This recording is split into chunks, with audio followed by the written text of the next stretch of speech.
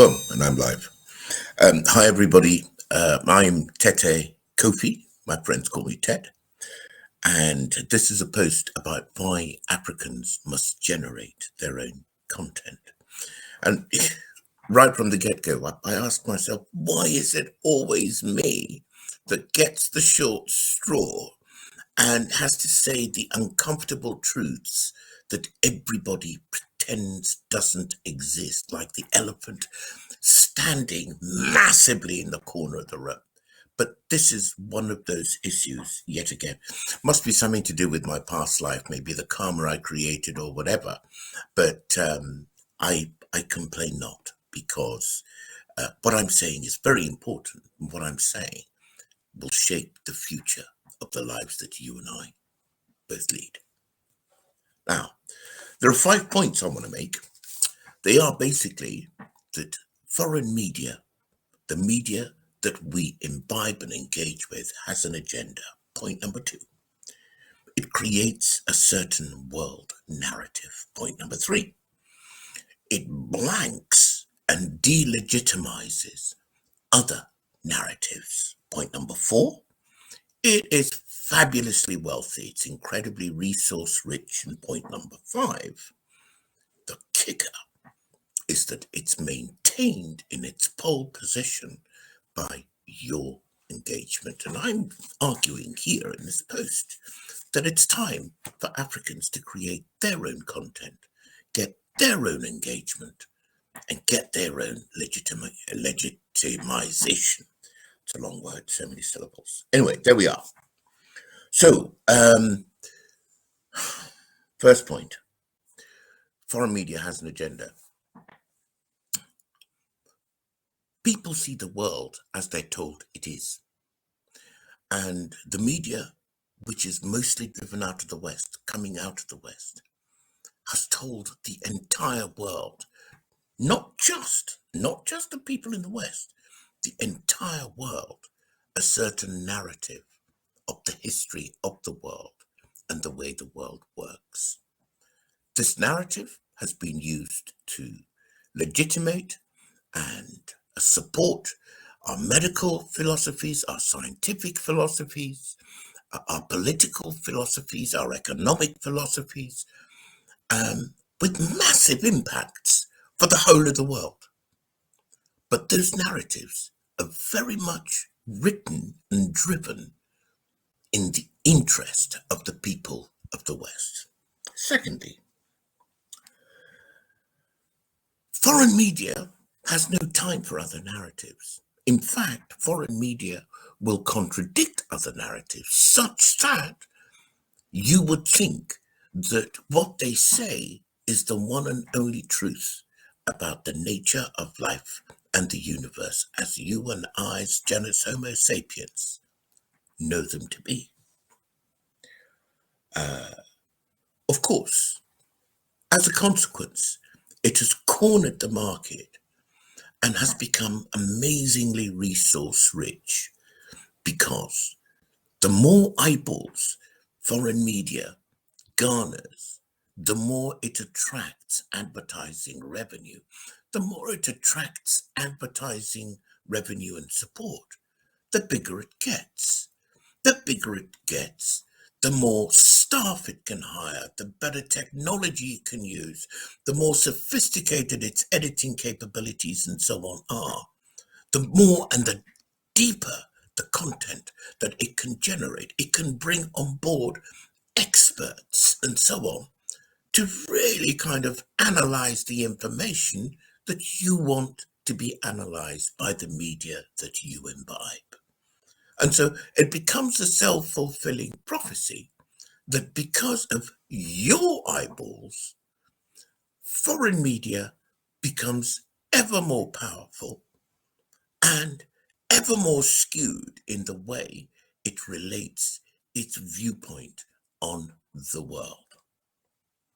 Now, what I'd like to remind everybody, and this is one of the huge elephant in the room moments, is that how Western media deals with other voices is very subtle. What it does is it's devastating. And what it does is that it does nothing when other people speak up. So if you go on the social platforms, YouTube, Facebook, Instagram, and so on, you will find that there is a shadow muting of different narratives, particularly African narratives, as if they don't exist.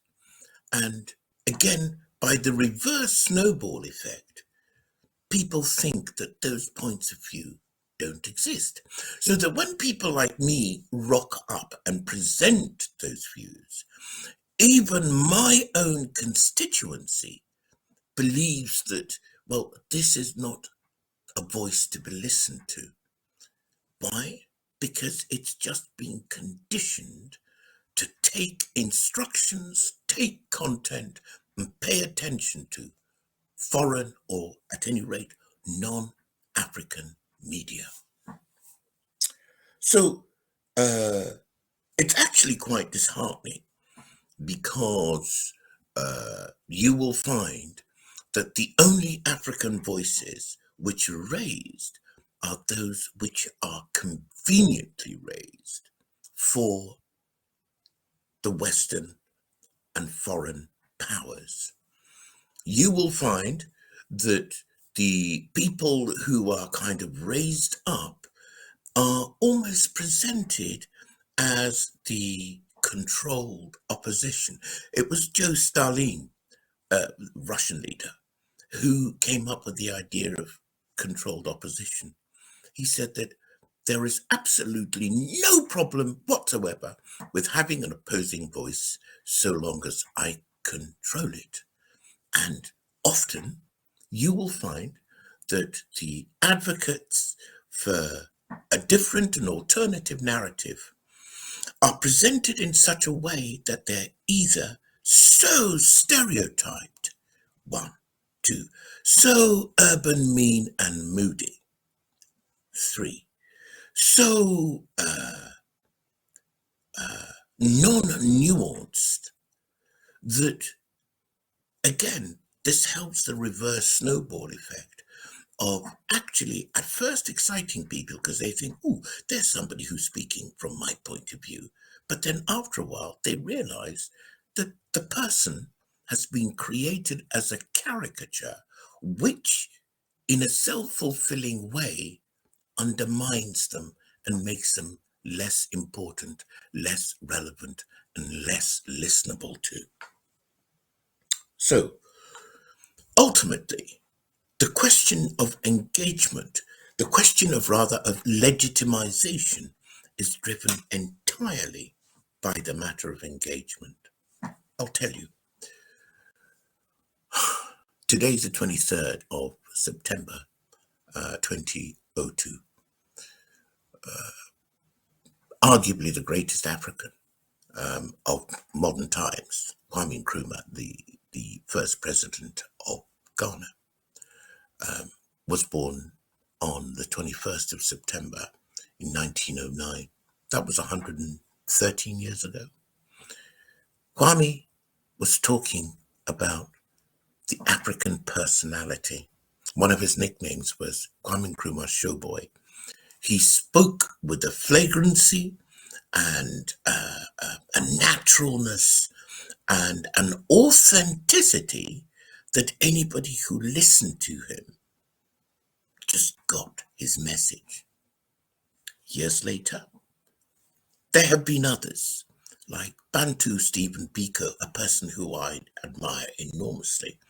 And Stephen was talking about African consciousness. Well, the reason I mention these two events is that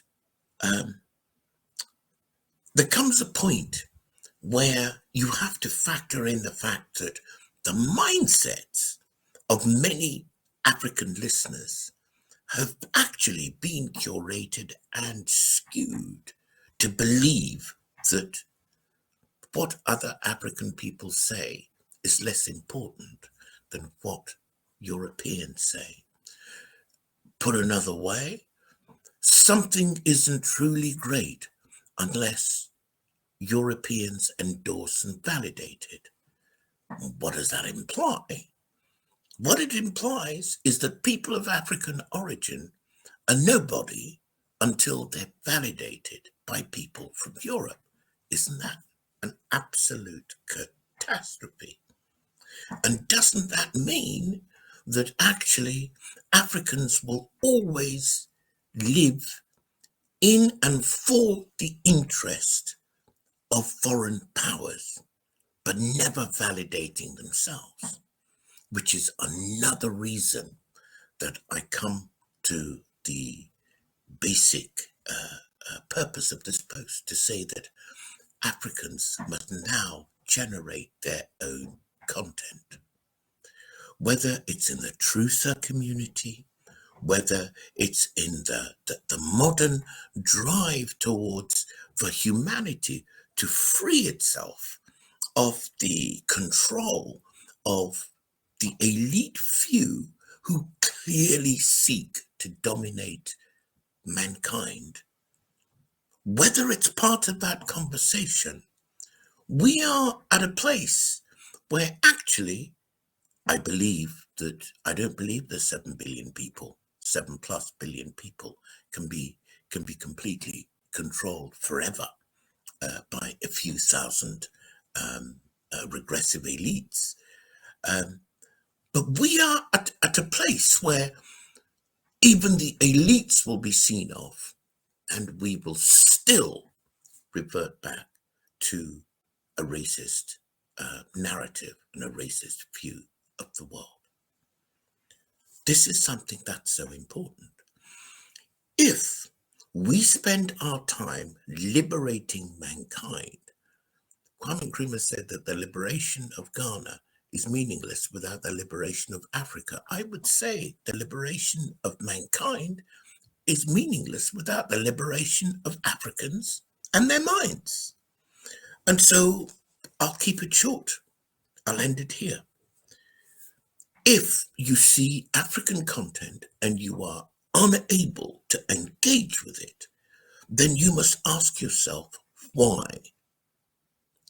Because I see content created by other people which is so humdrum, which is so shallow, which is so vulgar, although of course there are also brilliant content makers that I really endorse and I'm enriched by, who aren't African. But the standard of quality isn't the reason why Africans don't have a voice in content creation. They don't have a voice in content creation principally because Africans have been taught to look away from African content creators and to look towards either Africans who are creating content in the manner of or aping European, certainly non-African content creators, or just frankly sharing content produced only by people who don't come from the continent. Check your WhatsApp feed and see how much of the content on your WhatsApp feed, your WhatsApp videos, is made abroad. Check that and answer the question yourself. Folks, if you want to be free, it's time to engage with African content creators. Thank you so much.